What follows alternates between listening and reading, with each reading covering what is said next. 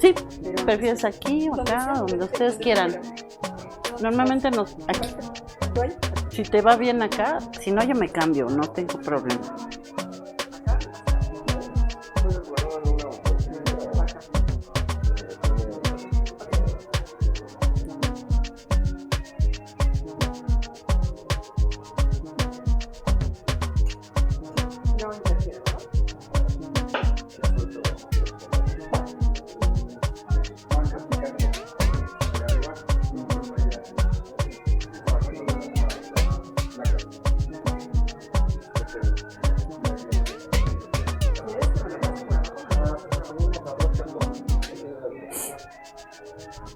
Estoy aquí preparando, no creas que no te quiero hablar, ¿eh? No. Estoy aquí viendo que no se me...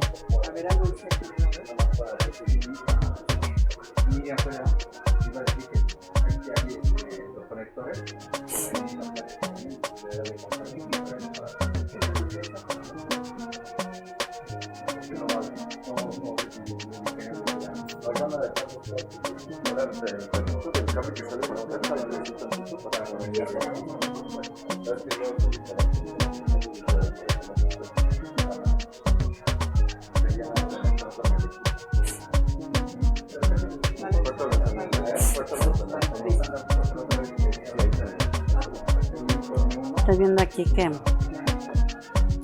que aparezca y que no me vaya a salir sonido. Y es que hay veces que si le pongo mis datos, corre más rápido que si la red de acá. Entonces ahorita estoy viendo que creo que la red de aquí ahorita corre mejor. Oye, que estoy verdaderamente impresionada con esto. Nunca me había involucrado tanto hasta ahora que he estado averiguando para la charla. Nos han despojado desde siempre. Hemos sido su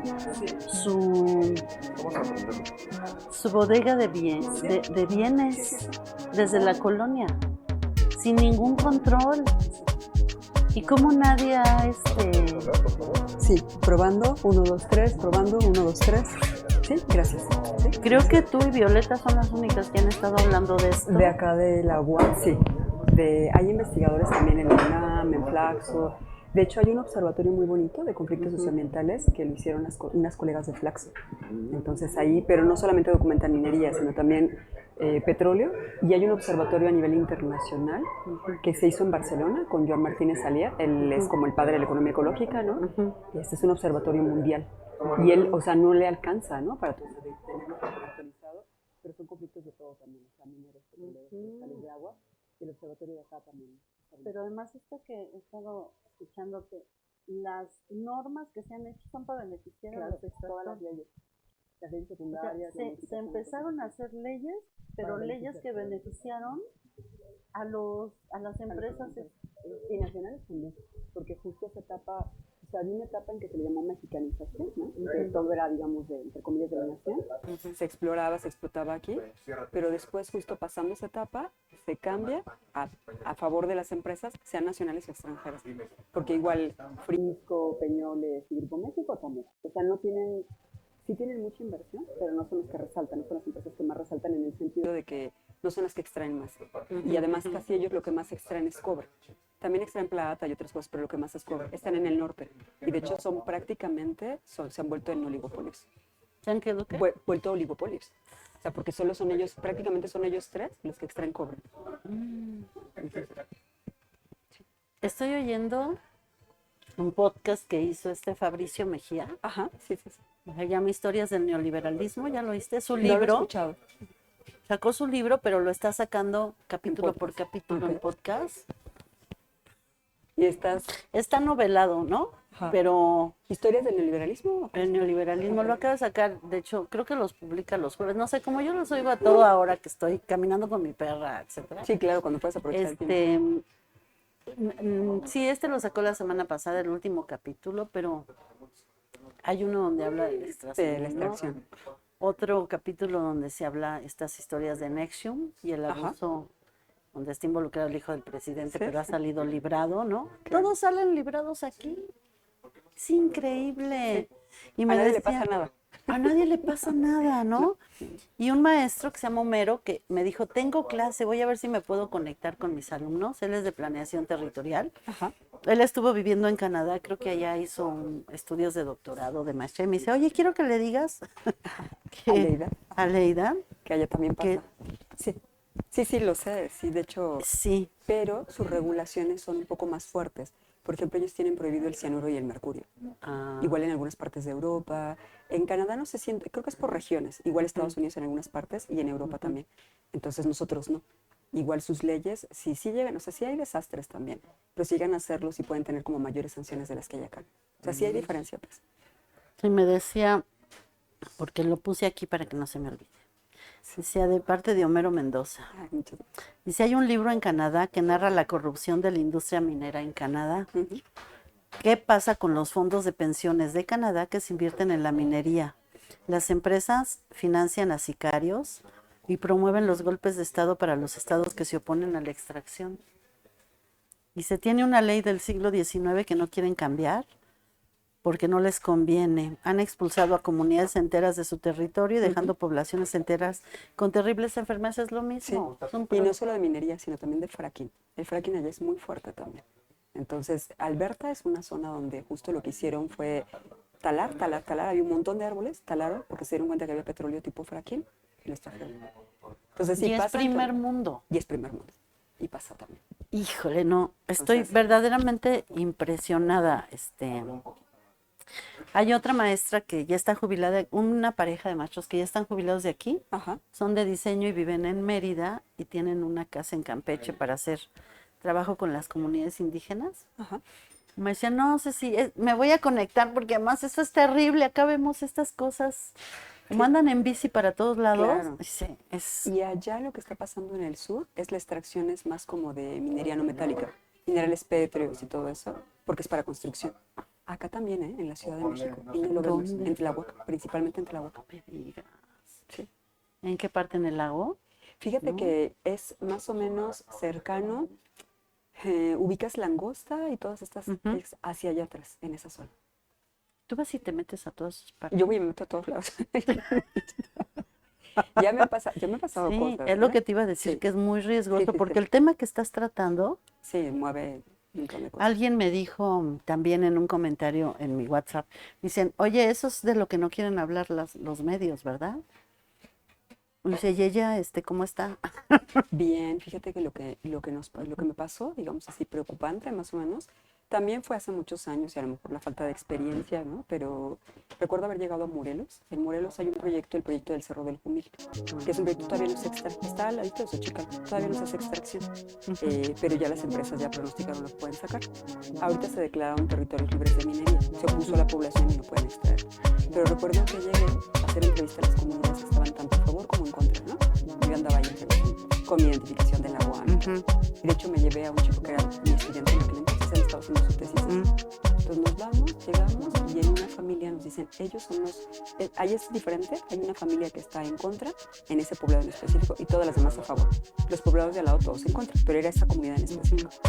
Entonces, pues nosotros súper tranquilos, llegamos, pedimos la entrevista a la mamá, que es como un matriarcado, ¿no? La mamá nos dice, sí, les damos la entrevista, nos sentamos y yo veo que los hijos e hijas se paran ahí a un lado y vi a uno así, ¿no? Pero como con una actitud. Y yo, mira, yo me di cuenta así. Y yo hablando, preguntando, haciendo la entrevista. Y yo vi que mi estudiante estaba súper tembloroso y nervioso. Que quién sabe por qué, ¿no? Y cuando salimos, el machete. Y se dio cuenta que lo que tenía todo el tiempo era machete. Y además sí dijeron, ¿y de dónde vienen? ¿Y para qué? ¿Y cómo? ¿Y con quién están ustedes? Y yo pues respondía, ¿no? Pues cuando salí dije, o sea, cuidado, ¿no? Y otra fue en un evento en Panamá. Se me ocurrió justo, pues bueno, estaba comentando cosas de la minería y comenté linda, ayer, y cuando voy caminando salgo del evento, no me había ido de la universidad, voy caminando por un pasillo y ves que hay muchos militares. Y me alcanza uno de ellos y me dice, ¿a usted no le van a decir lo que está diciendo? Es lo que te iba a decir. Y yo así, no lo había pensado. No, pero además yo no sabía como nunca supe de qué lado venía. Entonces me quedé así. Dije, pues no estoy diciendo mentiras, estoy diciendo datos que son reales. Y ya como tranqui, me regresé a donde estaba, pero sí me quedé espantada, ¿no? Entonces sí. Parte de él. Me quitaron chicle para que no salga yo en las cámaras como las Xochitl. No te preocupes. Pegando chicle. Es que, ¿sabes? Me comí un ceviche de... Qué rico, pero olía a cebolla y me regalaron un chicle. Pero aquí, Voy a tirar el botecito. aquí, ahí, por donde estabas, Ajá. estabas en- Está un mercadito sustentable en la Ah, Bellaria qué bueno. y hay muchos productos de, pues de amaranto, de cosas, pero debo de comer cosas sin grasa y sin azúcar. Y traigo mi comida, pero esa es hasta las 2:30 o 3. Claro. No traje el intermedio. Entonces fui y había pan, bocadillos, amaranto, todo. Y encontré eso y un taco de nopales. Entonces qué ya. rico. Sí, está rico. Sí, tengo que cuidarme. Es que me dio diabetes durante la pandemia, me enteré.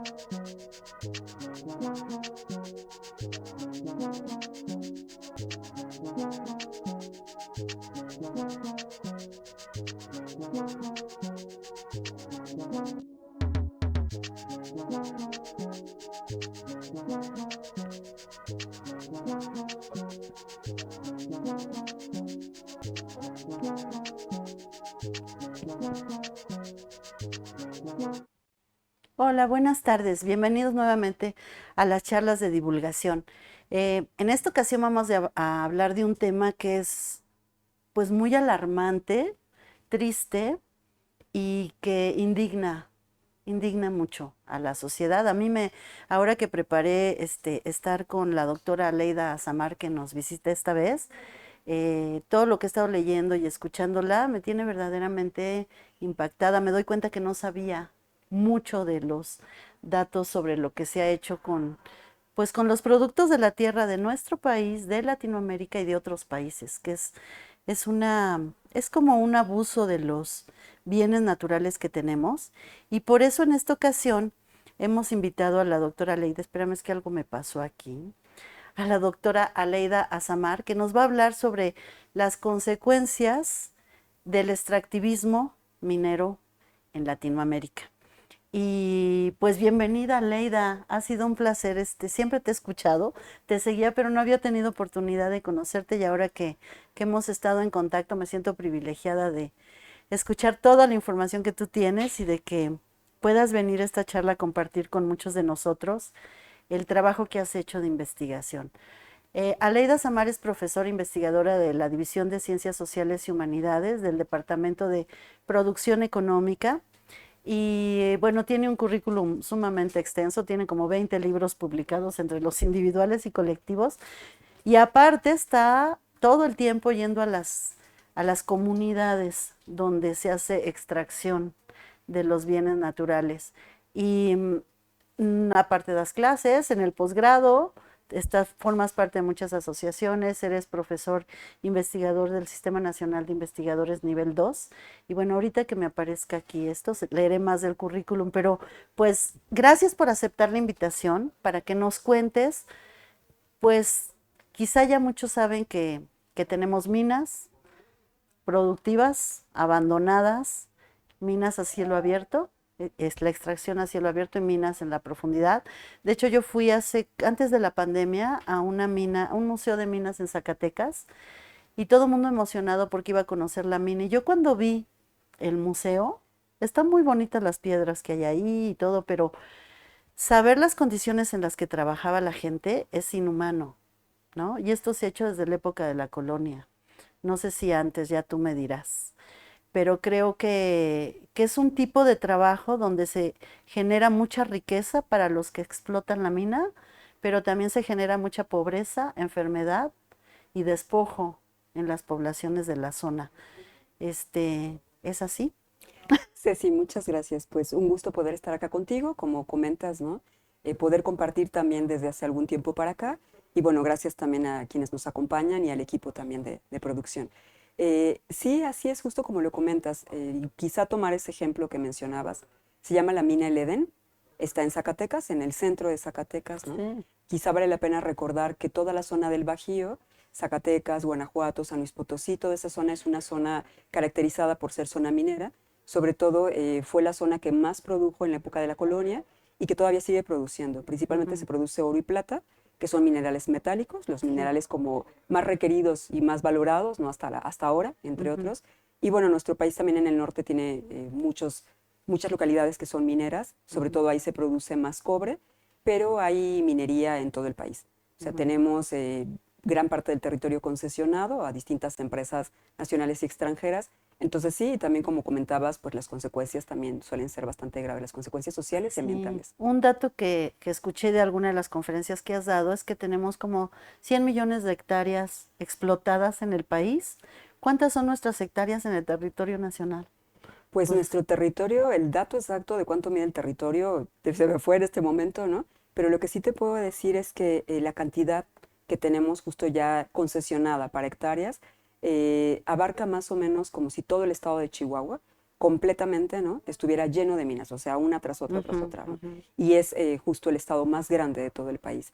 Y tenemos alrededor de 1.200 proyectos mineros, entre proyectos canadienses, estadounidenses, europeos, australianos y mexicanos. qué barbaridad. Bueno, ¿y qué beneficio nos ha traído? Yo sé que a los que son los dueños de las empresas que extraen los diferentes productos tienen ganancia, pero las comunidades donde suceden estas minas tienen algún beneficio. Pues es una pregunta muy interesante porque justo el sector minero es uno de los sectores más poderosos en el mundo. Voy a comentar un dato, ¿no? Que quizá nos hace entender un poco de forma más sencilla porque hay tanto poder por el sector minero, ¿no? Cualquier decisión que tome. A nivel mundial, el sector minero cotiza, digamos, de forma bursátil, tienen alrededor de 1.5 billones de dólares. Eso equivale, para que hagamos una equivalencia, ¿no? A la economía actual de México. La economía actual de México está más o menos entre 1.5 y 1.6 billones de dólares, lo que nos está rankeando como en el lugar 10, en el lugar 12. Entonces, imagínate que un solo sector económico, que una sola industria sea del tamaño de un país. ¿Eso qué implicaciones tiene? Que obviamente los empresarios mineros pueden influir en las políticas públicas, Claro. pueden influir en las campañas políticas también, en las decisiones económicas, o sea, pueden influir en muchas cosas, es más, hasta en la legislación y hasta cuestiones que también tienen que ver con la naturaleza. Algunos de los impactos que ha tenido a nivel social, que me parece muy importante resaltar y que justo comentabas que si es que hay riqueza o no, ya mencionábamos el dato que la industria minera se lleva mucho beneficio económico, o sea que genera mucho beneficio económico, pero del otro lado de la parte social, ¿no? Algo que está sucediendo constantemente es que las poblaciones no ven esa riqueza. Tienen una gran riqueza las poblaciones, digamos, natural, ¿no? Pero no una gran riqueza económica. Pareciera, alguna vez me lo han dicho, que sí es como una maldición. Eres rico en recursos naturales, en agua, en minería, en distintos minerales, en bosques, pero justo cuando llegan las empresas mineras a explotar o a extraer de esas zonas minería, cualquier mineral que sea, vemos que los proyectos mineros suelen durar entre unos 10, máximo 30 años, y una vez que se va la empresa minera, la población queda completamente peor de lo que estaba cuando llegaron. En nuestro país hay alrededor más o menos de unas 20 poblaciones que son muy importantes en la minería. Hay minería por todos lados, pero digamos las más representativas son como 20, y de esas 20, 13 se encuentran en pobreza, y aproximadamente como 7 están en pobreza extrema, de 20 donde se extrae minería. Uno pensaría que si justo son ricas en recursos naturales y llegaron las empresas a extraer oro, plata, cobre, platino, habría una abundancia en el habría una lugar. bonanza económica. Las dejarían justo pues con un mayor desarrollo económico, con una mayor calidad de vida, ¿no? Con mayor crecimiento. Y resulta que no es así. Son poblaciones que a veces no tienen ni alcantarillado, que a veces no tienen agua, que no tienen luz. Entonces, eso es uno de los contrastes, ya que tú comentabas, nuestra parte de riqueza económica que no se queda en la población. Y bueno, otro dato que me parece muy relevante es que la misma industria minera tampoco genera demasiados empleos. Genera alrededor de 100.000 empleos, lo que es la parte de extracción y beneficio, y eso sería aproximadamente como el 0.2% de la población ocupada. O sea que en realidad No es nada, no es nada. pero sí se vende como que se van a generar empleos.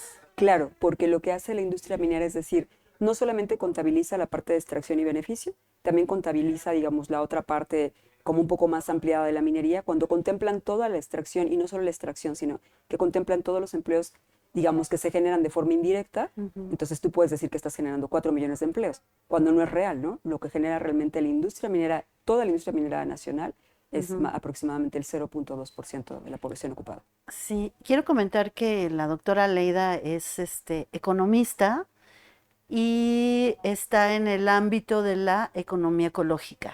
No es nada más contar dineritos, sino cómo impacta la economía o deja de haber economía precisamente por el impacto en el medio ambiente. Y de hecho tienes un área que yo no conocía, que es el ecofeminismo, que un día hablaremos de eso, pero ahora nos Claro tiene que lo sí. del extraccionismo.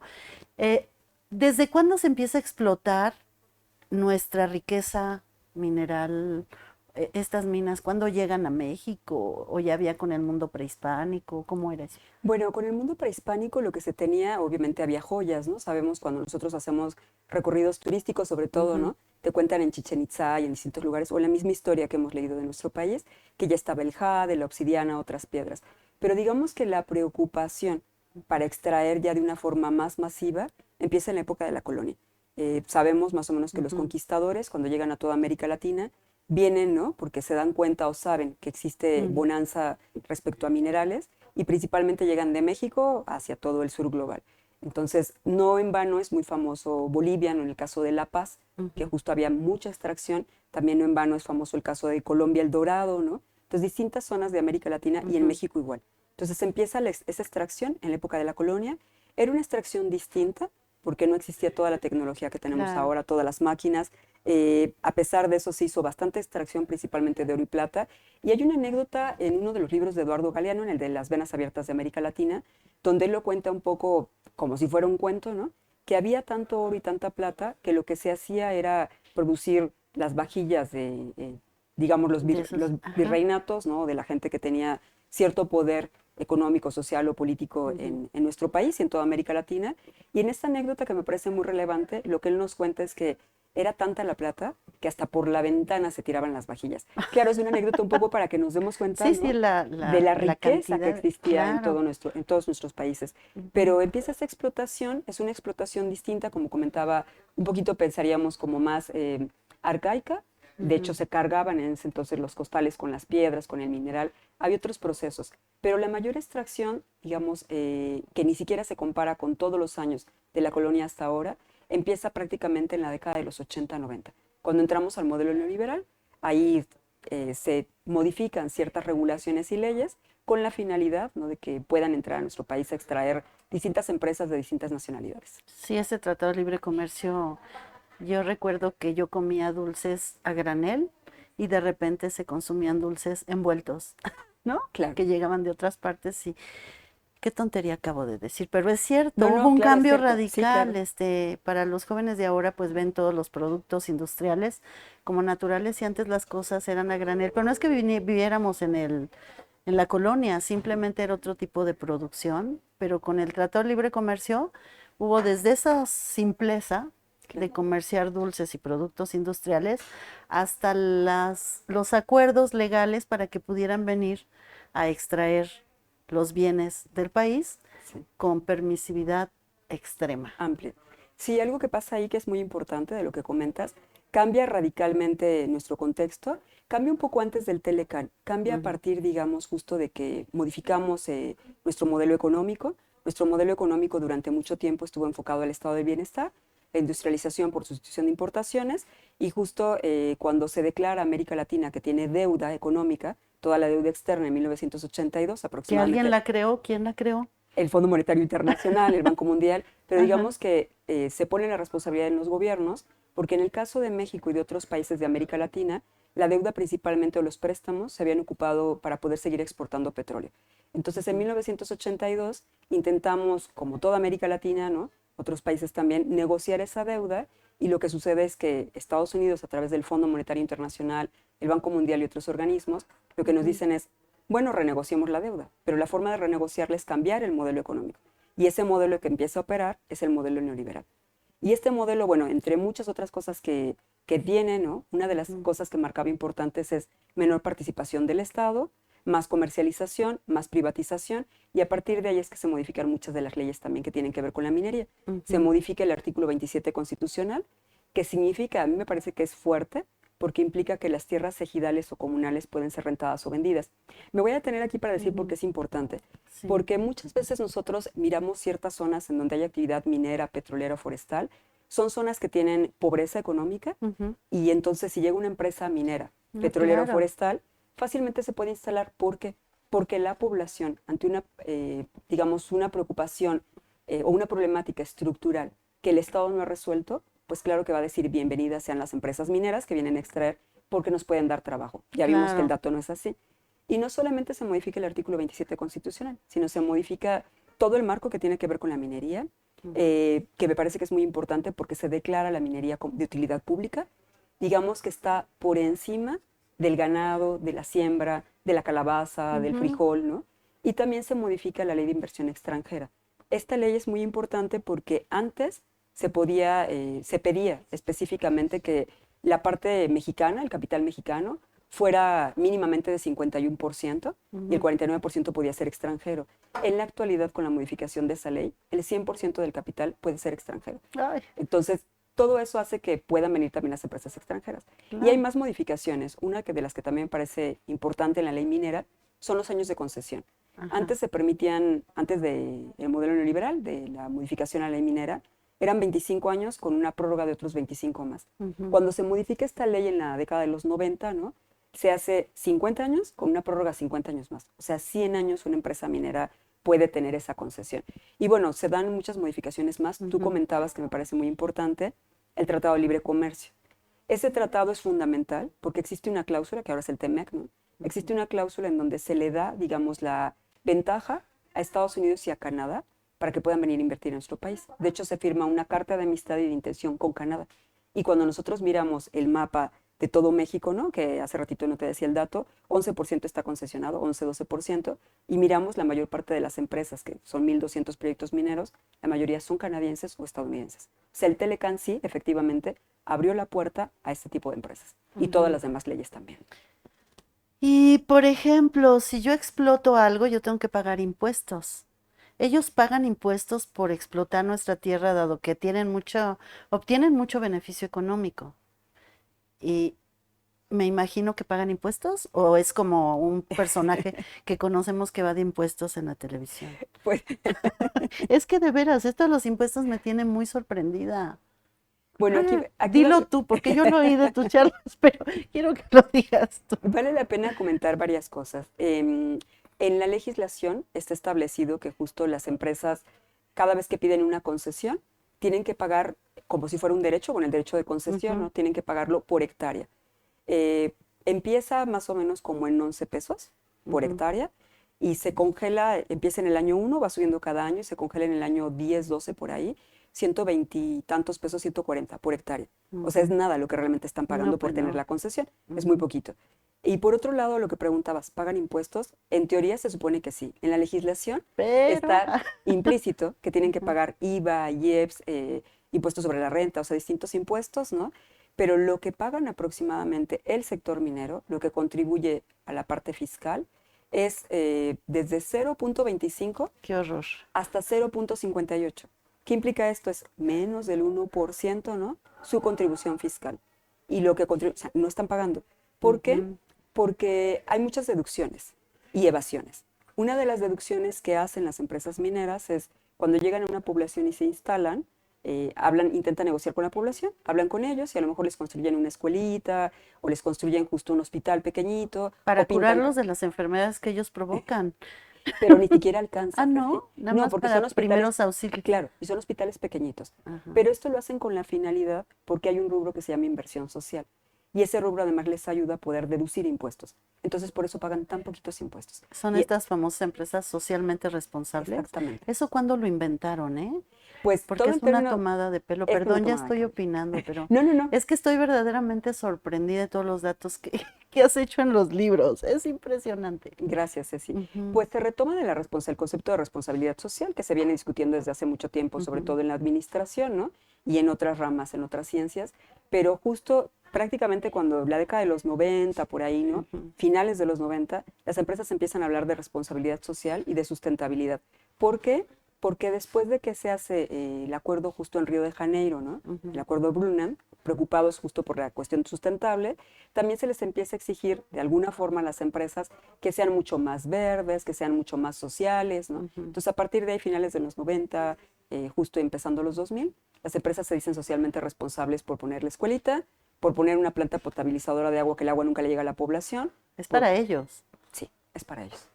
Para que puedan, y además de construir carreteras, para que puedan sacar el mineral, para que tengan agua para ellos mismos, y además para quedar bien, de alguna forma, ¿no? La población pareciera que les tiene que estar agradecida, porque justo les están dejando ahí la escuela, el hospital, un taller de capacitación o alguna otra Ajá. cosa. Hay tipos de extracción minera, ¿cómo le llamas? Cuando es en lo profundo y las a cielo abierto. Sí. ¿Son dos tipos Existen, o hay más? hay más. Ajá. Existen entre 3 y 4, digamos, ¿no? Las más conocidas es de la minería subterránea, fue la primera que existió, la primera que nosotros conocemos, que es justo este proceso que tú comentabas. Generalmente se hace una perforación, se ocupa mucho para el cobre principalmente y se ocupa mucho en las zonas mineras que son muy delicadas, digamos, en cuestión de tierra, que se puede destruir y venir muchas piedras. Se hace un túnel, se cava un túnel hacia abajo y después puede ser de forma también horizontal, no solamente, perdón, sí vertical y horizontal, depende de la profundidad del mineral que se esté sacando. Este tipo de minería es de las más peligrosas porque el espacio es muy pequeño, se requiere gente generalmente delgada y además están pues muchísimos metros abajo de la tierra, lo que implica que hace muchísimo calor, que implica que puede haber muchos gases que estén respirando Exacto. los trabajadores mineros y además como se taladró, digamos, de alguna forma la tierra, pues la tierra también tiene agua. Entonces puede reventar cualquier vena de agua y son los desastres o accidentes que conocemos que han quedado mineros atrapados como el de Pasta de Conchos. Ahora regreso si quieres a él. El otro tipo de minería que también es muy famosa es la minería a cielo abierto. La minería a cielo abierto es cuando un cerro está, digamos, en una forma de triángulo hacia arriba y se empieza a perforar el cerro. Hay un montón de casos así, Peñasquito en Zacatecas, el cerro de San Pedro en San Luis Potosí, y lo que queda es un agujero hacia abajo, digamos, de forma invertida, en un triángulo invertido. Esa es la minería a cielo abierto. En esta lo que más se destruye es principalmente el paisaje. También hay mucha contaminación, igual que en la subterránea, pero digamos, es esta. Otra que existe es la minería submarina. Esta es cuando se encuentra, ¿no? en el Golfo, en el Pacífico, en los mares, sobre todo el mineral que está cercano a algún territorio, y esto se hace generalmente a través de ciertos barcos, ciertos buques, y extraen a través de unas palas mecánicas que tienen estos buques para poder sacar pues mucha arena y entre ellos el mineral. Y el otro, que es como el menos conocido, es la minería de pocitos. Este es similar a la subterránea, Ujú. es tiro vertical, y esto que se denomina depósitos generalmente se hace como más o en zonas clandestinas o en minerías muy pequeñas, y cuando se perfora justo el agujero también se ponen algunas maderas como para proteger que no se les vaya a regresar la piedra, pero bueno, entonces estos son como los últimos desastres, el desastre que hubo no hace mucho, que justo fue Depósitos, ¿no? Me parece que fue en Coahuila, hace 1 o 2 años, justo fue de este estilo. Qué barbaridad. He olvidado comentar aquí a quien nos está viendo que si quieren hacer algún comentario, alguna pregunta a la doctora Aleida, bueno, pues aquí estoy revisando el chat para ver qué dicen. Pero por lo pronto quiero saludar a quien nos está viendo, a Juan Azamar, ¿te suena el nombre? Causante de que la doctora haya estudiado las cuestiones mineras. Después nos vas a contar esa historia que es muy linda. Susana Martínez, que es una especialista en salud de los trabajadores. Entonces debe de tener muy registrado lo que sucede con estos trabajadores, que debe de ser terrible. Es una querida maestra de aquí de atención a la salud. Omar Quijas, Dulce Gobea, Liliana Osorio, Yomar Inés, la comunidad de administración de la UAM, Xochimilco, Citla Trejo, que es una seguidora constante, Guadalupe Saldaña, que andan por aquí. Continúa, ¿qué pasa? Trajiste unas fotos. Sí. ¿Quieres que las veamos? Sí, claro que sí, adelante. Si nos ayudan, compañeros, de producción videográfica y Si quieren les voy sonorización. contando un poco, ¿no? Claro. Esta primera justo estamos viendo a algunos trabajadores limpiando uno de los desastres mineros ocurridos en nuestro país, ¿no? Si se dan cuenta, lo que queda son se le denominan lixiviados, pero digamos que es toda la contaminación o todos los derrames que quedan en el territorio que pareciera chapopote, ¿no? La siguiente fotografía, justo lo que estamos viendo es un tajo a cielo abierto. Esta es el proyecto de Peñasquito en Zacatecas, en Mazapil, un proyecto en el que he tenido la oportunidad de entrar, la empresa nos dio acceso, y ustedes verán, pareciera que está como cortado, ¿no? Todo el cerro. Sí. Es lo que han hecho porque han ido taladrando cada vez más abajo, ¿no? Las empresas mineras, esta empresa en específico, es un convenio entre una empresa estadounidense y una canadiense, y eso que se ve chiquitito, que ustedes ven ahí como deslizándose de alguna forma, esos son, se llaman yucles, pero son camiones que trasladan mineral, entre 300 a 500 toneladas de mineral, de piedra. ¿Cada cuándo? Diario. ¡Ay, qué barbaridad! Diario y fácil, yo creo que hay alrededor, no sé cuántas veces den la vuelta, pero en el momento que yo estuve había pues más de 200 yucles. Y están dando la vuelta, lo están sacando todo el tiempo, porque además vale la pena decir que las empresas mineras trabajan 24 horas, 365 días, ¿sí? claro. ¿Y Tienen les distintos pagarán temas. horas extras después del horario Jamás. de la jornada normal? No. Por supuesto que no. Los trabajadores mineros trabajan alrededor de 14 horas, va cambiando el turno, pero ahí hay algo muy importante que comentar. Aunque ellos estén trabajando 14 horas, en este proyecto en específico, los trabajadores mineros viven alrededor de ese agujero, el tajo, o sea, ahí mismo donde está el proyecto, para que puedan ser más productivos. Podemos imaginar lo que bien decías, ¿no? Si Susana conoce estas consecuencias de salud, podemos imaginar la contaminación que tienen primero auditiva, por todo el tiempo taladrar, ¿no? taladrada. La contaminación de la piel por todo el aire, ¿no? Y otras cosas más. Si quieren pasar a la siguiente. Y es el de cielo abierto. Es a cielo abierto. Hay un cuento que estaba oyendo en un podcast de Fabricio Mejía, que narra precisamente que ahora lo que van a ir a ver los turistas es donde había un cerro. Porque ya se lo acabaron. Es sumamente interesante lo que acabas de decir, porque eso ya está pasando. Eso pasa en el Cerro de San Pedro en San Luis Potosí. Lo que sucede ahí es que justo ya se acabaron el cerro, ya hay un agujero, pero la gente, cuando tú vas hacia allá, la verdad es que es preocupante, ¿no? Pero te das cuenta que hay quinceañeras tomándose fotos, ¿no? Con ese cerro que ya se acabó. Hay gente que se está casando, que está a su boda, que van allá a tomarse las fotos. Y además lo que hizo la población en el Cerro de San Pedro, como la despojaron, fue ponerlo como un centro turístico. Hay varias cantinas, varios restaurantes para que tú vayas a visitar ese lugar. Entonces, además escuchaba que también ponen como un bar, pero tipo del oeste, ¿no? Para que se vean como si están en Estados Unidos. ¡Ay, qué bonito! Bueno, y luego... Esta es justo, digamos, como todos los pequeños camioncitos que también trasladan el mineral. Estamos viendo que se van formando como nuevos cerros. Todo esto es la parte que ya no les sirve. No, no es la parte que extraen, sino lo que ya no les sirve, digamos. Y ahí se queda como lo para sucio, qué. Ahí se queda, porque no lo van a limpiar, porque les costaría más dinero y más trabajo. Y ahí estamos viendo justo una banda por donde están también trasladando el mineral. Igual en la parte de atrás, si se dan cuenta, hay una máquina muy grande que está ayudando también a la parte de la extracción. O sea, son máquinas enormes, ¿no? Y ahí se ven pequeños yucles también. Y no hay un compromiso en esta concesión que diga, aparte de que tengas que pagar estos míseros impuestos, ¿Tienes que recoger tu mugrero? Aquí hay un problema, y qué bueno que lo preguntas. Ya me estoy enojando. Hay muchos problemas fuertes. Ujú. Una es que de entrada, para que la empresa se pueda instalar, en teoría se supone que se hace una manifestación de impacto ambiental. Pero tú eres la empresa y tú me puedes pedir a mí, que soy tu amiga, que te haga la manifestación de impacto ambiental. Eso no sucede en México, eso es en algún otro país, me imagino. El problema es que aquí está en la legislación. Entonces, eso es un problema. La manifestación de impacto ambiental, yo se la puedo pedir a quien yo quiera. Prácticamente es como si la hiciera la propia empresa. Eso, la manifestación de impacto ambiental, se supone que asegura que no se va a dañar el territorio, que no se va a acabar el agua, que asegura otras cosas. Pero también tendría que haber un compromiso con la limpieza. Eso es el cierre de minas. Cuando la empresa se va, desde que trabaja o cuando se va, tiene que recoger y limpiar el lugar. La mayoría de las empresas que no lo hacen. Y además dejaron un pueblo fantasma. Es el caso, por ejemplo, de Real del 14. Porque ya no hay trabajo. Ya no hay trabajo, ya no hay justo nada que extraer, ¿no? Te acabaste el agua, te acabaste los bosques. Si ustedes han visitado Real del 14, Real del 14 es un pueblo minero, no actualmente, me refiero no por una situación de la minería actual, sino de la minería antigua, pero aún así se están quedando muchos pueblos similares. El Cerro de San Pedro es algo que está quedando similar. Entonces, bueno, si quieren avanzamos en otra foto. Que por ahí, este es el yucle que les comentaba, ¿no?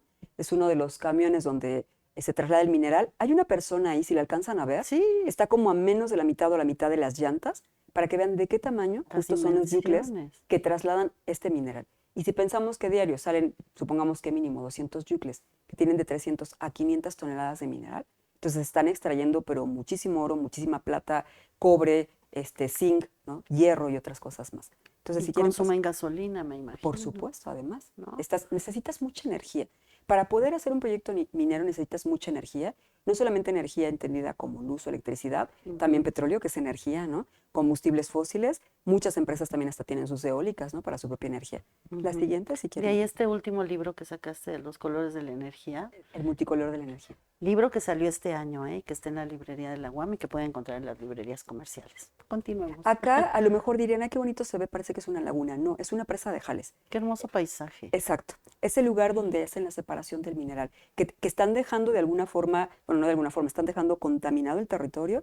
Algunas empresas, las que intentan ser más sustentables, ponen este tipo de plásticos que se ponen cuando haces algún movimiento de mineral, ¿no? Un plástico abajo, pero de todos modos eso pasa al subsuelo.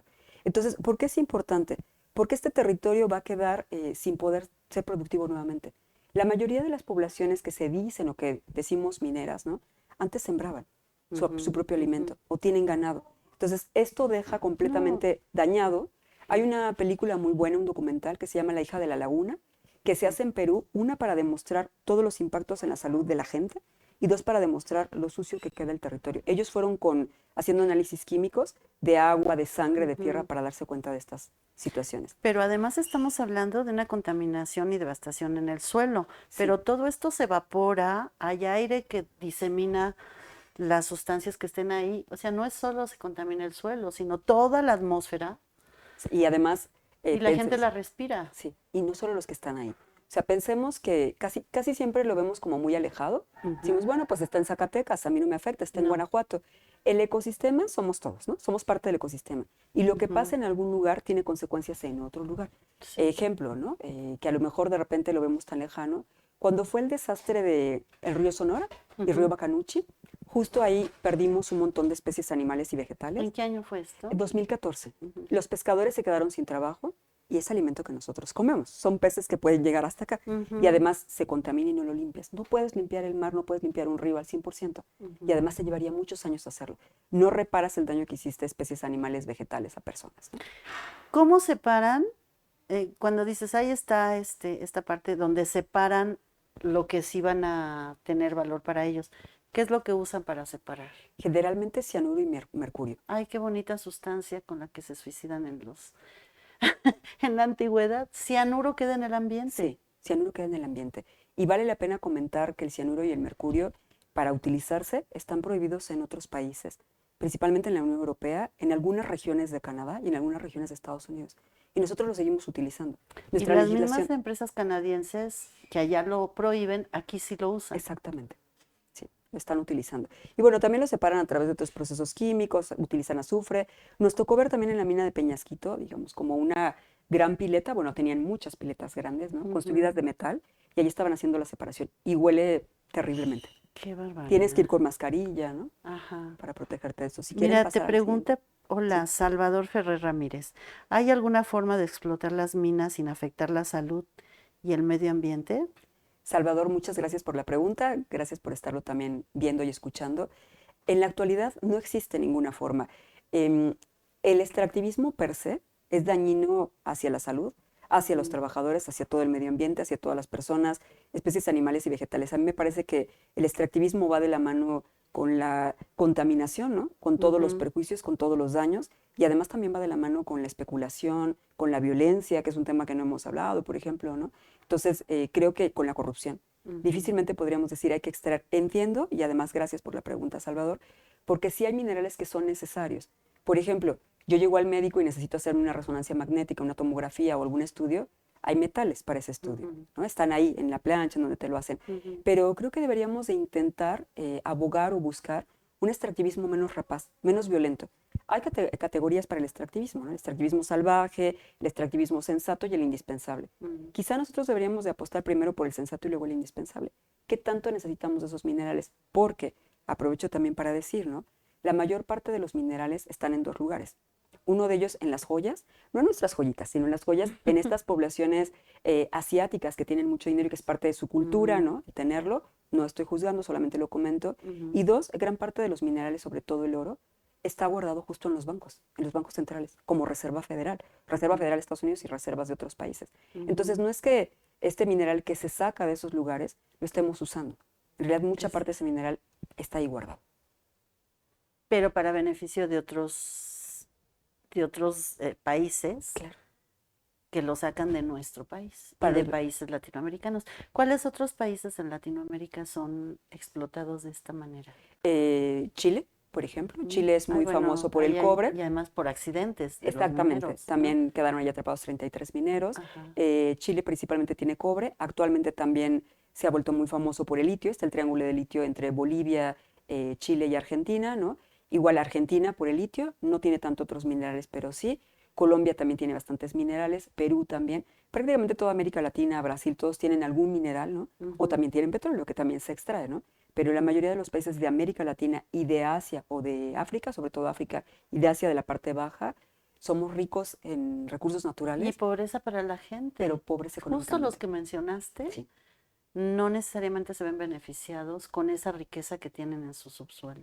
Todo lo contrario. Ay, nos dice Ángel Fuentes Rivera, ¿qué papel juegan las empresas mineras en la economía de los países latinoamericanos? Pues justo podríamos observar, ¿no? Con el dato que yo comentaba de México, una, ya hablábamos de los impuestos, dos, en realidad al Producto Interno Bruto, en México la minería contribuye con el 0.9%, o sea, menos del 1% al Producto Nacional, ¿no? Entonces, ahí podríamos ver qué papel juegan. En el caso de Chile, el porcentaje es más alto, porque además vale la pena decir que en el caso de Chile, por ejemplo, está Codelco. Es una paraestatal que ya también han ido concesionando y dando algunas partes a empresas privadas, pero en el caso de Chile creo que se llega a recaudar del Producto Interno Bruto alrededor como del 5 o 6%. Es mucho más alto que el de nosotros, pero tampoco está igual, ¿no? Mira, nos dice Homero Mendoza, profesor de acá de Planeación Territorial, que estuvo haciendo muchos estudios superiores en Canadá. Y dice que hay un libro en Canadá que narra la corrupción de la industria minera. ¿Qué pasa con los fondos de pensiones de los canadienses en Canadá que se invierten en la minería? Las empresas financian sicariato y promueven golpes de Estado para los estados que se oponen a la extracción. Tienen una ley del siglo XIX que no quieren cambiar porque no les conviene. Han expulsado a comunidades enteras de su territorio y dejado poblaciones enteras con enfermedades terribles. Pues prácticamente es lo mismo que vemos aquí. Sí. O sea, sucede en el norte, sucede en el sur, sucede en todos lados, pero quizá vale la pena nada más a lo mejor matizar que allá hay regulaciones, las concesiones son por menos años, hay territorios donde no se permite, como decíamos, el mercurio y el cianuro, pero voy a retomar algo que decía el profesor Homero, muchas gracias, los impactos. O sea, los impactos que ya estábamos comentando, ¿no? En la salud y además la corrupción también. Me parece el narcotráfico en México, me parece que son temas importantes porque se permite a las empresas que hagan prácticamente lo que ellas quieran, en el tiempo que quieran, a través de esta legislación. Y los impactos los está recibiendo trabajadores y la sociedad en su conjunto, y como bien tú también comentabas, todo el ecosistema. O sea, veamos esa foto, ¿no? Este es el Cerro de San Pedro.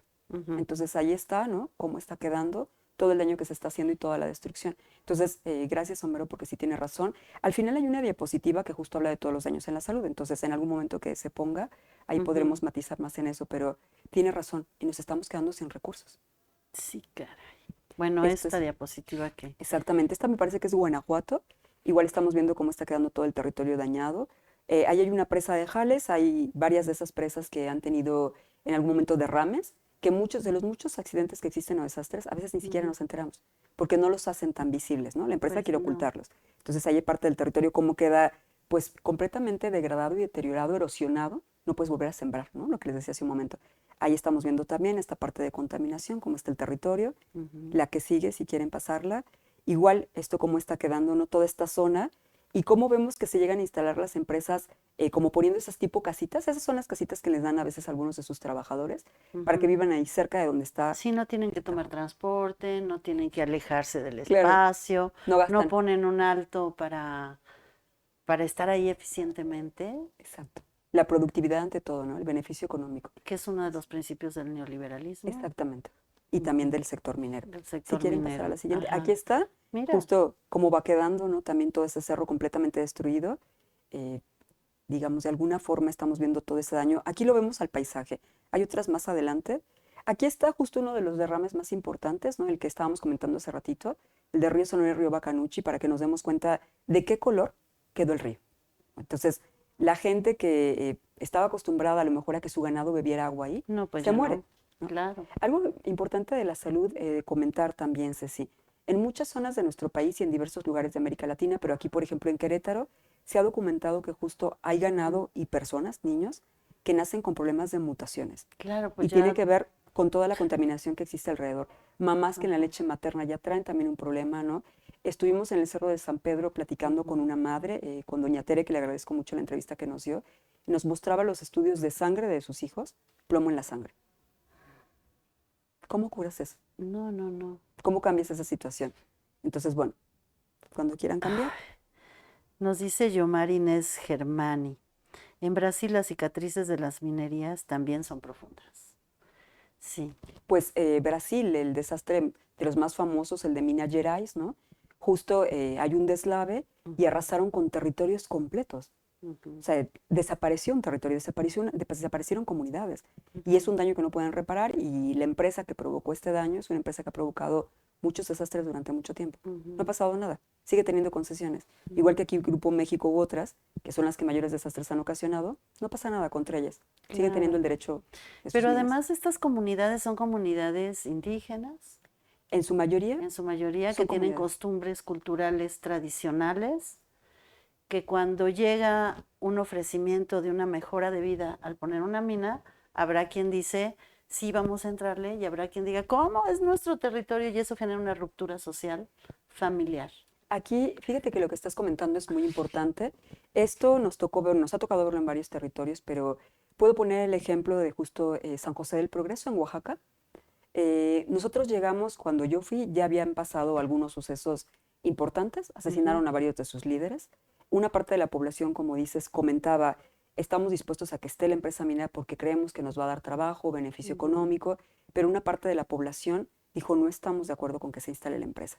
Esto generó una ruptura, como dices tú, como muy bien lo pones, ¿no? En el tejido social, porque en la misma familia, digamos, la hermana se oponía a la empresa minera y el hermano trabajaba para la empresa minera. ¿Qué generó? En esa población, que es una población pequeña, el padre tiene que impartir misa o tiene que dar misa en dos iglesias diferentes, porque están los que están en contra y los que están a favor, ¿no? Igual tienen, digamos, su sitio de taxis y otras cosas, están separados. Y es una población muy pequeñita. Entonces, la empresa genera esa ruptura social porque lo que hace al llegar es primero intentar negociar, digamos, por las buenas, la escuelita y lo que decíamos. Dos, si no podemos negociar con una parte de la población, con la otra voy a comprar a los líderes. A ellos les voy a dar más dinero, les voy a poner una casa para que sí acepten, ¿no? Si no podemos tampoco, entonces vamos a sacarlos, pues también como negociando con ellos a la fuerza, los retiramos y les damos una casa. Pero si no podemos, entonces vamos a ver si utilizamos militares, paramilitares, policía, ¿no? Para expulsarlos, espantarlos, o si decimos que están vinculados. Exactamente. Y decimos que estás vinculado con el crimen organizado y entonces te puedo sacar de ahí. Entonces, hay distintas estrategias y tácticas, ¿no? Malvadas, me parece a mí, justo para poder sacar a la población y para seguir obteniendo oro, plata, cobre, litio, zinc, cualquier mineral, ¿no? Y para que se vaya a las reservas. Sí, y entonces ¿qué podemos hacer? Bueno, aparte de trabajos como el que tú haces y que se tienen que difundir muchísimo esta información, pero ¿sí impacta en políticas públicas? ¿Actualmente se puede hacer algo? Tú me decías hace unos días que platicábamos que estaba por salir o ya salió una ley. ¿Salió, no salió? ¿Qué dice? Sí, te cuento las dos cosas. Ajá. Te cuento primero lo de la ley y luego el que podemos hacer. Justo con una propuesta, una iniciativa legislativa que estuvo en la Cámara de Diputados, bueno, que se pasó a la Cámara de Diputados hace bastante tiempo y que se estuvo discutiendo. Vale la pena decir que pertenezco a un colectivo que agradezco mucho a mis compañeros y compañeras, que se llama Cambiemos la Ya. Entonces, desde hace muchos años hemos estado intentando que se modifique la ley minera. Sabemos que no es todo, que hay mucho más por hacer, pero mínimamente esa modificación. Sí. Después de mucho impulso de muchas de mis compañeras que asistieron a la Cámara de Diputados, al Senado, etcétera, que estuvimos por ahí algunas veces, se lograron varias cosas. Uno, en el sexenio pasado, con Andrés Manuel López Obrador, se prohibió justo la minería en áreas naturales protegidas. Eso es un avance, porque a pesar de que eran áreas naturales protegidas, había extracción minera. Sí. Dos, justo se logró una modificación a la ley minera en el 2023. Esta modificación cambia varias cosas porque se separaron las concesiones mineras de la concesión de agua. Antes, al momento que te daban la concesión minera, tenías derecho a explotar el agua. Ahora ya no. Eso es muy positivo en el sentido de que si es una zona desértica o semidesértica, se va a valorar el impacto hídrico y si todavía hay agua para la población. Antes esto no se valoraba. Si no hay para la población, no se le puede dar a la... No se le podría, es como lo más lógico, ¿no? Sí. Y lo otro que también se logra, hay varios puntos ahí importantes. Lo otro que se logra también y que es importante, se reducen los años de concesión, pero en la primera propuesta era reducirlo un máximo de 30 años. Ahora esta propuesta se quedó en total con 80 años, eran 100 y se quedó 80. Entonces hay varias cosas que no se lograron. Se pedía que justo las concesiones fueran por mineral, porque aunque no generalmente no se dice, ¿no? Si te otorgan una concesión, puedes sacar todo lo que encuentres. Oro, plata, plomo, zinc, litio, boro, sodio, cualquier cosa. No se logró esa modificación a la ley. Varias cosas no se lograron. No se lograron tampoco, bueno, se logró, que es muy importante, una consulta previa e informada. Esperemos que se dé. O sea, el derecho de la población a decidir. Esperemos que se dé. Varias cosas se quedaron en el tintero porque vale la pena decir que esta reforma de iniciativa de ley se rasuró en la Cámara de Diputados. Entonces, al llegar a la Cámara de Senadores, pues ya venía muy limpiada y pasó de esa forma. Y ahora está discutiéndose, ya se propuso la iniciativa de ley de justo prohibir la minería a cielo abierto. En este año, se acaba de proponer hace unos meses, entonces sigue en discusión, no sabemos si va a pasar, si va a cambiar o no. Ojalá. Hay países que tienen prohibida la minería a cielo abierto, como Costa Rica, o la minería metálica, como El Salvador. Sé que son países más pequeños que nosotros, pero aún así vale la pena decir que se puede hacer, ¿no? Entonces, esa parte creo yo que si nos informamos, si difundimos, si pertenecemos a distintos colectivos, ¿no? Podemos ayudar a ciertas reformas, no solamente legales, que es importante en la política pública, pero podemos seguirle exigiendo a nuestros representantes municipales, locales, federales, ¿no? Votamos por ellos, entonces les podemos exigir que justo pues prohíban ciertas cosas o prohíban el sector minero tal cual que nos está perjudicando esta extracción. La otra yo creo que a mí me parece muy interesante lo que a veces pueden hacer los estudiantes en el sentido de, o muchas veces lo hacen, en el sentido de sus tesis, porque ellos hacen sistematizaciones, tesis documentales, entonces también es una forma de visibilizar, pero también de acompañar a la población. Y en cuanto a la población, pues también en nuestros grupos que a veces trabajamos, organizaciones, ¿no?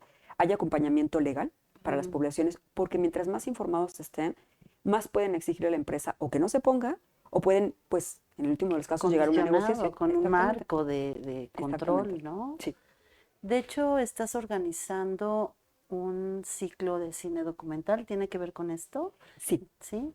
El ciclo de cine documental empezamos, gracias por comentarlo. ¿El 11 de noviembre? El 11 de noviembre, es todos los lunes, 11, 18 de noviembre, me parece que la otra fecha debe ser como 25 de noviembre o por ahí, y luego 3 lunes también de diciembre, estamos el 2, el 6, el 2, el 6 hasta y el 16. Digamos que del 11 de noviembre al 16 de diciembre, todos los lunes a las 12, en el Auditorio Miguel Ángel Granados Chapa, que está aquí en el edificio K de Talleres de Comunicación, va a estar llevándose a cabo este ciclo de documentales. Son de distintos temas, 2 de ellos tienen que ver con la minería, bueno, podríamos pensar que tres. Uno es específicamente un documental que produce un colega, amigo, Oscar Morales, que acompañamos en ese proceso. Me tocó ser parte de ayudar en la producción de ese documental. Él lo hace, yo no tengo nada que ver con la producción, pero ayudar un poquito. Estuvimos justo en San Luis Potosí, en el Cerro de San Pedro y también en el Real del 14. Otro de los documentales es de un colega que viene de Chile, es sobre el litio específicamente, Ramón, ¿no? Que viene de Chile a presentarnos ese documental. Otro de estos documentales se llama Erosión, es de compañeros en la zona maya, en Yucatán, que pensaríamos, pero ahí no hay minería no metálica, que lo comentábamos hace rato. Entonces, todo lo que se ha hecho para sacar arena, grava y demás roca para construir, sobre todo Carreteras en otro país. u hoteles también aquí, ¿no? Y sí, carreteras también en otros países. Y los otros tres documentales tienen, el primero que es muy bonito, La Rebelión de las Flores, tiene que ver con las mujeres mapuche. Vamos a aprovechar que viene una de nuestras colegas, esta rebelión y lo que lograron para que no haya terricidio. Otro de ellos específicamente es de la cultura en el Estado de México y también cómo han luchado al oponerse a ciertos proyectos. Y se me está pasando uno de ellos. El que vimos en la Casa del Tiempo. Ese es el que vimos en la Casa del Tiempo. De las mujeres de Chimalhuacán. De las mujeres de Chimalhuacán. Y el otro es de una compañera que acaba de egresar de la maestría, está en el doctorado y lo hace justo sobre los impactos del Tren Maya también. Entonces, bueno, es un cine documental sobre medio ambiente. Claro, hay varios libros. ¿Quieres nombrar algunos? No sé por qué, no puedo abrir el área donde tenía tu currículum. No te Pero preocupes. nos pueden nombrar algunos de los últimos libros que has sacado porque todos tienen que ver con esto han sido editados tanto por la UAM como en coediciones con otras editoriales, pero están de fácil Acceso. ubicación y acceso para poderlos leer, ¿no? Claro que sí. De hecho, los libros prácticamente todos se pueden descargar en la página de publicaciones de sociales. Todos están ahí en línea. Algunos se venden, evidentemente, aquí en la librería de la UAM, pero los pueden descargar gratuitamente. El último que acabo de publicar se llama El multicolor de la energía, desafíos y oportunidades para la transición energética. Y a lo mejor de repente alguien se preguntaría, ¿y eso qué tiene que ver con la minería? Bueno, para tener energía necesitamos minerales y además hay una discusión, un capítulo específico de minerales críticos, como el litio, el cobalto, el níquel, etcétera, y bueno, se habla de energía. Previo a ese, me tocó coordinar un libro muy interesante, ¿no? Que justo es Disputa por los bienes naturales, militarización en México. Entonces, ese libro me parece que es interesante en el sentido que tiene distintas perspectivas, son varios colegas de la UAM y fuera que están participando, y lo que hacemos es revisar cómo para poder extraer cada vez más recursos naturales, no solamente minerales, sino petroleros, hasta de energía y en otros sentidos forestales, ¿no? Se han militarizado cada vez más nuestros territorios, en toda América Latina, en todo el mundo, pero particularmente también en México porque justo llega la Guardia Nacional a partir de 2018 y buena parte de la Sedena, la Guardia Nacional y los militares están construyendo el Tren Maya, el Transísmico, los aeropuertos, están teniendo poder económico y también político y también de armas. Entonces hay capítulos que hablan del Tren Maya, hay capítulos que hablan del Transísmico, ese es otro. Y bueno, previo hemos trabajado Llover sobre mojado, que es un libro también de lo que pasa en el impacto ambiental, pero también las alternativas. Sobre minería está el de minería en América Latina, ese lo pueden consultar, habla de distintos territorios y hace una comparación, marcos legales y cuestiones económicas también. Y bueno, el libro Es el que viene toda la historia, ¿no? Sí. De cómo empezó el extraccionismo Este y es el cómo de fueron megaminería. cambiando. Ese es el de megaminería en México, que es el primero que publiqué y ahí viene toda la historia. Ay, qué impresión. Oye, Aleida, y dinos, ¿quiénes son los alumnos privilegiados que cursan contigo en qué carrera o qué cosa? Porque a mí se me antojaría estudiar contigo. Muchas gracias, Das ¿a qué nivel clases? A los 3 niveles que tiene la UAM, licenciatura, maestría y doctorado, a los 3 niveles estamos ahí dando clases. Doy clase, generalmente, yo empecé dando clase en economía.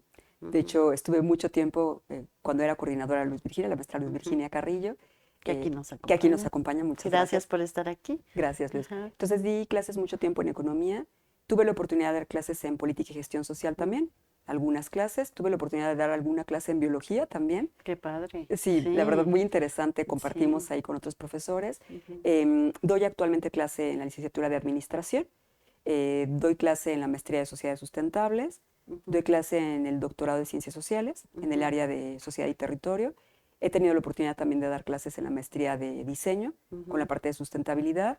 Y en la UAM hasta ahora ahí, pero también por fuera soy profesora invitada en Flaxo y en algunos otros lugares, ¿no? Y tienes la participación en varias organizaciones. ¿no? Sí, afortunadamente sí. Sí. Porque intentamos colaborar con todos esos impactos, ¿no? Sí, pero además se pone su sombrerito, botas, pantalón de mezclilla y se va a las comunidades mineras para hacer entrevistas, observaciones, y realmente es un trabajo muy, no solo pesado, peligroso.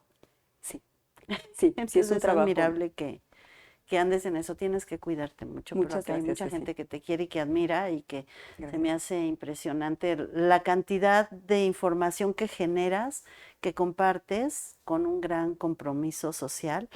Y mira, dice aquí, permíteme, dice claro. Citla Trejo, hola, buenas tardes. Antes que nada, interesante la charla, como todas las demás. Gracias, Citla. Una pregunta, ¿dónde más se podría tener acceso para ver los documentales antes mencionados? Si no Ok. puede venir al ciclo. Claro que sí. Ojalá que nos puedas acompañar, Citlali. El ciclo será, como decía justo Ceci, aquí en la UAM Xochimilco. Varios de ellos están disponibles en línea, algunos, otros no, porque están en concurso. Por ejemplo, el caso de La Rebelión de las Flores, que es el primero.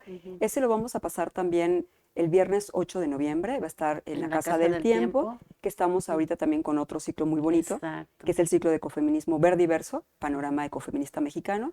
Ahí lo vamos a pasar. Ojalá nos puedan acompañar porque van a estar compañeras mapuches presentándolo. Y los demás, bueno, algunos están todavía sin salir al público porque justo quieren concursar. Y otros, pues ojalá sí nos acompañan en la UAM. Sí. El de Minería, las cicatrices de la tierra, que es un pequeño documental que hizo Óscar Morales, está disponible en YouTube. Y hay otros más que también están Así disponibles. lo pueden buscar. Chequen en la página de Facebook de Divulgación de la Ciencia, aquí donde nos están siguiendo, y en la de la UAM vamos a publicar el programa completo del ciclo para que vean los nombres de los documentales y los busquen los que están a acceso libre. Y si no, bueno, el próximo viernes, ¿es el 7, 8? El 8. El 8 de noviembre, en la Casa del Tiempo también de la UAM, a partir de las 10 de la mañana, está la última etapa de este ciclo que organizó la doctora Leida y termina el sábado, El sábado en el Centro Cultural de España en México. de España en la calle en de México, Guatemala. igual de atrás a un costadito del Templo Mayor, Exacto. que es un lugar también muy bonito, no tanto como la UAM Xochimilco, pero es bonito. Vayan porque ha sido muy interesante. También hay mercadito sustentable de mujeres indígenas con unas artesanías muy especiales. Me compré un collar de lana y solo lo puedo usar con cuello alto porque me di cuenta que me genera alergia, pero está precioso, ya me lo pondré el lunes. Y otra cosa, Leida, antes que nos vayamos, cuéntame, tú eras jovencita en la prepa, a lo mejor tenías novio, tenías pretendientes, hacías ejercicio, bailabas, no sé cómo era tu adolescencia, pero un día dijiste, voy a estudiar economía, tengo que elegir el área y tengo clarísimo que voy a estudiar economía y además me voy a ir a la minería. Justo me quedo pensando en todo lo que dijiste. Recordaste ese momento que es muy momento. lleno de energía. Sí. Según el neurólogo Eduardo Calixto, cuando hablamos de la prepa, inmediatamente nos viene un recuerdo con los neurotransmisores de felicidad porque fue una etapa muy importante. Sí, yo creo que, fíjate que pensando un poco en mi madre, mi mamá, que es mi adoración, igual que mi padre también, justo mi mamá siempre ha dicho que cada etapa de la vida es muy bonita, pero tienes razón, regresas y te acuerdas y dices, mi preparatoria, ¿no? Sí. La disfruté muchísimo, sí, me gustaba mucho la fiesta, pero no voy a hablar de eso, voy a hablar de lo otro. Justo yo estaba estudiando la preparatoria y la verdad no tenía muy claro qué estudiar. De la secundaria tenía como la idea de que quería hacer arquitectura, ingeniera civil o algo así, o sea, no tenía nada que ver con la economía. Y llego a la prepa y algo que me pasaba es, mi papá siempre compraba el periódico, siempre compraba La Jornada, y sobre la mesa de mi casa estaba ahí y yo veía que decía PIB. Yo decía, ¿esto qué es? Claro, Producto Interno Bruto, pero ¿y eso Sí, qué pero en significa? ese tiempo... Impuestos, subsidios, inflación.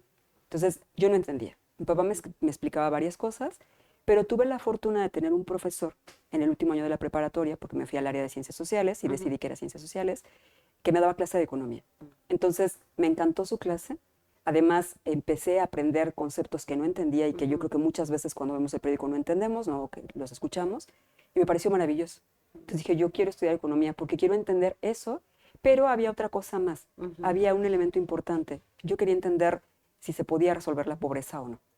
Porque mi papá mis papás los dos, ¿no? Pero sobre todo mi papá tiene una formación muy social y siempre nos había hablado de lo que pasaba con la gente que trabajaba en ciertos lugares, con la pobreza, y eso me vincula al tema de minería. No empecé ahí, no sabía ahí que iba a estudiar el tema de minería, solamente que iba a ser economista, ¿no?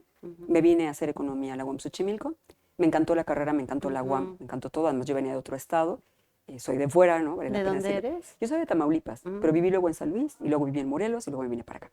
Entonces llegué a la UAM, me encantó, ¿no? El sistema modular me maravilló, la UAM también me gustó muchísimo, estoy enamorada de esta universidad, la adoro. Y al estar aquí estudiando también tuve muy buenos profesores, pero todavía no sabía que iba a estudiar minería. De hecho, acá algo que se te enseña mucho es como más la economía ortodoxa más que la heterodoxa, ¿no? Entonces, te vas con esa visión. Pero en realidad lo decidí hasta que estuve en el doctorado. En la maestría hice estudios latinoamericanos y el doctorado hice economía internacional. Y estando allá, ¿Dónde estudiaste la maestría y el doctorado? la especialidad, la maestría y el doctorado las hice en España. Especialidad y maestría la hice en la Autónoma de Madrid y el doctorado en la Complutense de Madrid. Entonces, al estar allá, hubo dos cosas que impactaron en mí. Una, el profesor que me daba clase de marxismo, es maravilloso, fue mi director de tesis, al que le agradezco muchísimo. Entonces, como que por ahí empecé a desarrollar aún más eso, porque aquí en la UAM ves muy poquito la parte de Marx. Y la otra es que cuando tenía que elegir mi tema de tesis, la verdad no sabía qué hacer. Escogí como 3 o 4 temas distintos, hasta que empecé como a pensar en que podía hacer algo que tuviera que ver con el medio ambiente. Y entonces recordé algo que es una historia que tú me preguntabas hace un momento. Recordé que justo había visitado zonas mineras, principalmente zonas turísticas, pero también había visto otras zonas donde se hacía minería, gracias a mi padre, porque mi papá por su trabajo tenía que viajar bastante y a las zonas que más viajaba era el Bajío, Zacatecas, San Luis Potosí, Guanajuato, todas estas zonas. Entonces, cuando nosotros viajábamos hacia allá, también la primera mina que conocí, igual que tú, fue la mina del Edén, ¿no? Al haber visto esos lugares y otros lugares más, Real del 14, por ejemplo, ¿no? Mi padre nos contaba, de regreso, viajábamos mucho en carretera, de regreso en el coche, nos venía contando junto con mi mamá, ¿no? Las historias de los trabajadores mineros, el cómo trabajaban, las palizas que se daban para trabajar, las horas de trabajo, la forma, el riesgo, los impactos en la salud, los impactos en el territorio, los impactos sociales. Entonces nos los contaba y yo quedaba impactada porque te estoy hablando de que tenía 5 años, 6 años, o sea, era muy pequeñita. Sí, eran como historias de terror. Eran historias de terror realmente. Pero él lo hacía por generarnos conciencia social. Sí, claro. Y lo acompañaba siempre de música que para mí es música todavía que me gusta, ¿no? De Quilapayún, Inti Illimani, Amparo Ochoa, ¿no? Música tanto mexicana como latinoamericana. Ángel Parra, Violeta Parra. Entonces, algunos de ellos, sobre todo Quilapayún, Inti Illimani y Atahualpa Yupanqui, tienen música específica que habla de los mineros. Entonces nos ponía esa música como para que comprendiéramos. Éramos muy pequeños, en realidad. Sí, pero se genera una atmósfera que es que es la cobijo, ¿no? Y ahí fue donde decidí estudiar minería. ¿Ya escuchó, señora Samar, lo que hizo? Qué lindo, ¿no? Y qué bueno reconocerlo porque es cómo se determina mucho cómo es nuestra cuna, ¿no? Sí. Y también lo mismo estos niños que viven en las mineras, su historia personal está llena de cicatrices. O sea, no solo quedan las cicatrices en la tierra, sino las cicatrices en el alma de que sus papás se pueden morir, sus mamás están enfermas, ellos nacen enfermos, hay una pobreza inmensa y nunca logran tener un bienestar social mínimo. No es algo que se pueda lograr, ¿no? Pero además se les discrimina por ser pobres. Claro. Sí, vivimos en ese sistema, en esa estructura, ¿no? Como dices tú, se les discrimina por ser pobres, pero no observamos toda la estructura que está detrás y todas las problemáticas que están sucediendo en esos territorios, ¿no? Ajá. Ay, Aleida, yo podría estar platicando contigo mucho. Yo creo que vamos a hacer un ciclo solo de el extraccionismo, porque es que de verdad lo que investigan nuestros profesores investigadores en la universidad es impresionante y además arrojan datos para generar una conciencia social y para provocar el cambio en la medida que se pueda. Algo que dijiste en alguna de las conferencias que escuché es consumamos menos, lo que sea menos. Si hay muchas frutas, come menos. Si hay muchas necesidades de adorno, ponte menos, no deseches la ropa. Todo eso que consumimos en este sistema provoca un abuso de algo para que tengamos. Entonces creo que es una actitud que deberíamos ir modificando porque no es bueno. Sí, yo creo ¿no? que es muy importante lo que dices, pero también creo que es muy importante, y lo comentabas hace ratito, las políticas públicas. Mm. Los gobiernos, los estados, tienen que imponer ciertas políticas en donde restrinjan también a las empresas en el uso de la energía, del agua, de la minería, de lo forestal, porque además se nos suele responsabilizar a nosotros, ¿no? Como individuos que a lo mejor nosotros o gente que está en situación económica complicada, ¿no? Ujú. Quizá nosotros no, pero gente que está en esa situación, lo más que puede consumir a lo mejor es una bolsa de papas y una Coca-Cola. Sí. Entonces, ¿cuánto va a contaminar? Y nos suelen ver como los responsables Ujú. de este cambio climático, como los responsables de esta no sustentabilidad, cuando en realidad los responsables son las grandes empresas. Tenemos alrededor en el mundo de 100 marcas. Todas las Ujú. demás son subsidiarias de esas mismas.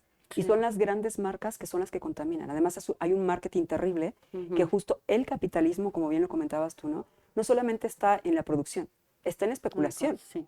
pero también está en nuestra psique. ¿Por Ujú. qué? Porque pensamos que mientras más consumamos, ¿no? Ujú. Vamos a tener un mejor estatus social, vamos a ser más aceptados.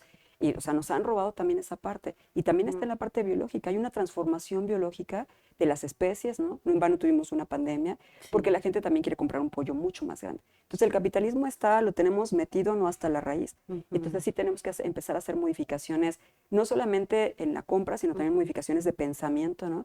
Modificaciones en la estructura económica, en la política, y que justo el gobierno le exija también a las empresas esas modificaciones. La obsolescencia programada. Exacto. No se les exige, te compras algo y te dura muy poquito y entonces lo tienes que cambiar. No Ujú. se les exige, como ya se está exigiendo en Europa, que hay una ley contra la obsolescencia programada en Europa. Le podemos Ah, hacer una crítica, pero ya existe. Aquí no existe. sí. No, pero bueno, esto que decías que participaste en unas iniciativas en la Cámara de Diputados y demás, eso mismo hizo el otro grupo de Sin Maíz No Hay País y han logrado cosas. Entonces, el hecho de proponerlo y estar en eso, creo que en algún momento las políticas públicas pueden irse modificando a quedarse callados como ha sido durante tantos años. Claro, y yo creo que además se dio la apertura, ¿no? Vale Ujú. la pena decirlo, que es el primer gobierno que tuvo la apertura para escuchar y para hacer modificación. No como quisiéramos que hubiera quedado, le seguimos viendo peros, ¿no? Sí, Podría ser mejor, pero hubo esta pero hubo apertura. apertura, Sí, cosa que antes ni siquiera se sí. hablaba del asunto. Aleida, te agradezco muchísimo que nos hayas contado estos datos tan importantes, que nos enseñes estas imágenes que se ven hermosas, pero que detrás hay es una cicatriz. Es una Las fotos cicatriz. es un paisaje, pero son cicatrices en nuestro medio ambiente, que está detrás, la cicatriz en las almas humanas Las que cicatrices en han las dañado personas, animales, vegetales, ¿no? en los grupos sociales. Pues muchas gracias. Ok. Tendremos otra charla, pero los esperamos en el ciclo de cine. Recuerden, todos los lunes a partir del 11 de noviembre en el Auditorio Miguel Ángel Granados Chapa, dentro de los talleres de comunicación aquí en la UAM Xochimilco, a las 12 del día. Va a ser ciclo de documentales y se van a compartir experiencias, comentarios, para que vayamos construyendo una cultura de conciencia social al respecto. Pues muchísimas gracias, gracias a quienes estuvieron aquí en la sala escuchándonos y gracias a Guillermo García, Citla Trejo, Saraí Marín, Judara Lozada Sanz, Felipe Mendoza Valdivia, Yomar Inés Germani, Lina Silva, Juana Samar, Salvador Ferrer, Ángel Fuentes y la comunidad de la licenciatura en administración. Dice que Ángel Fuentes dice que es admirable tu dedicación por el conocimiento y tu capacidad para abordar temas tan complejos. Coincido totalmente contigo, Ángel. Gracias Muchísimas por tu gracias. comentario. Es un apapacho al alma académica y de investigación. Pues me despido y muchísimas gracias al equipo de la sección de producción videográfica y sonorización, mis compañeros que andan aquí haciendo toda la producción. A cargo de la sección está Oscar Zavala, y también gracias a la librería Luis Felipe Bojalil, a la licenciada Rocío Silva, quien abandera esta librería con todo su equipo de trabajadores que nos permiten estar en este recinto.